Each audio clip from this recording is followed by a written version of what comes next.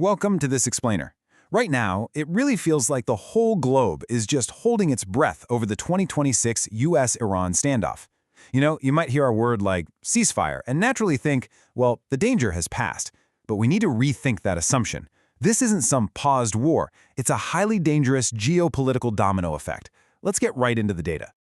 Okay, let's dive into this, because here's the ultimate paradox of this entire standoff.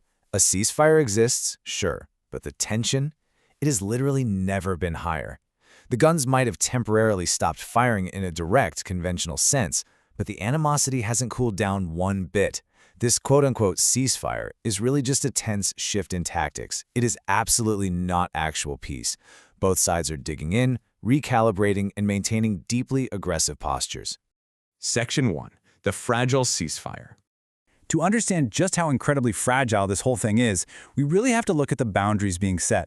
Donald Trump has issued a very specific warning here, promising, quote, quick and strong action if negotiations fail. So the threat of new U.S. strikes remains squarely on the table as a very real, very present variable. It establishes this undeniable fact that if current diplomatic or tactical maneuvers break down, full-scale war could restart instantly. Section 2. America's indirect strategy. You see, rather than deploying troops for a full-scale, all-out war, the U.S. has executed a massive pivot toward controlled pressure. It's built on three main pillars: a naval blockade, crippling economic sanctions, and relentless diplomatic pressure.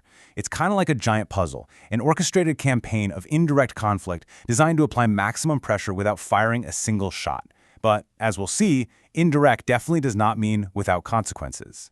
Section 3. The Hormuz choke point. And the numbers brilliantly illustrate the sheer scale of the disruption we're talking about. Before this escalation, well over 120 ships passed through the Strait of Hormuz every single day. That is a massive beating artery of global commerce. Today, that number has absolutely plummeted to just single digits. Only a few ships are passing. The maritime traffic has essentially flatlined, choking off a completely vital global pathway. So the crucial point is what happens next. When a massive choke point like Hormuz gets squeezed, it doesn't just affect the Middle East, right? It connects directly to your wallet. Global oil supply drops, meaning global oil prices rapidly spike. Basically, the less oil making it through the strait, the more expensive it becomes everywhere else. This is the very first ripple effect hitting the daily lives of people who live thousands of miles away from the actual conflict. Section 4. Iran's economic squeeze. Now, the heaviest burden of this indirect strategy is definitely falling internally. 15%. That is the drop in the value of the Iranian currency, the rial, in just a matter of days. Honestly, that kind of devaluation in such a tight window is an absolute freefall. It's wiping out purchasing power essentially overnight. And that currency collapse fuels this next number, 60%. Just let that sink in for a second. Inflation inside Iran is now soaring above 60%. For everyday citizens living under this immense pressure, basic goods and groceries become impossibly expensive. This right here is the devastating human reality of economic sanctions. Section 5. The global ripple effect. Let's see how this builds, because a localized conflict with global economic consequences, it rarely stays localized for long. Right now, the United Kingdom is actively investigating attacks that are possibly linked to Iran. This is a massive development. It proves that the containment lines of this so-called ceasefire are actively leaking. When nations in Western Europe are investigating linked attacks on their own soil or interests, it demonstrates for sure that this is no longer just a regional standoff, it is a worldwide issue. Section 6. A global risk. So let's summarize our core thesis here. We have a ceasefire on paper, yes, but sky-high tension.